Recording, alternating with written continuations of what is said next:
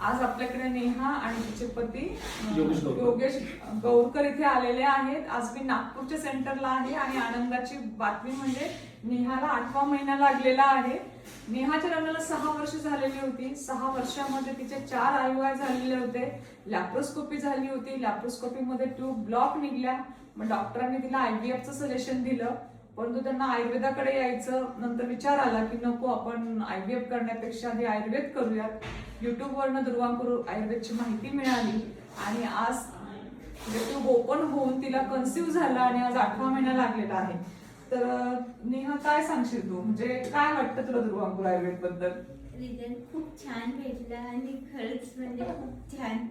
इतर हिंमतच सोडून दिली होती.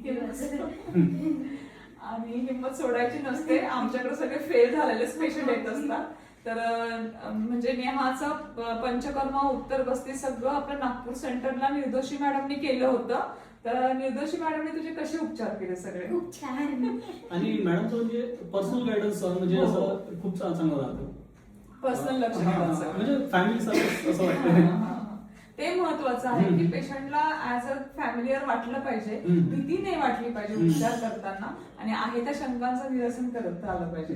तर तुझे उत्तरवस्ती कसे झाले आणि पंचकर्म कसं झालं? खूप छान झालं, छान केली मॅडम. आणि सर तुम्ही इतरांना काय सांगाल? मी तर डेफिनेटली इकडे म्हणजे पहिलीच जर तुम्ही ट्रीटमेंट इथून चालू केली तर ते बरं राहणार. हो, म्हणजे जे आज तुम्ही आणि ॲलोपॅथी म्हणजे दुसऱ्या हॉस्पिटल करण्यापेक्षा इथूनच जर स्टार्ट केलं दुर्वांकुर हॉस्पिटल मधून तर ते खूप चांगलं राहणार. हो, म्हणजे तुमचे 4 IUI फेल गेले नसते, कदाचित लॅप्रोस्कोपीची गरजही पडली नसते, की जे लॅप्रोस्कोपीतनं ट्यूब ओपन झाल्या नाही त्या आपल्या दुर्वांकुर आयुर्वेदमध्ये ट्यूब ओपन झाला.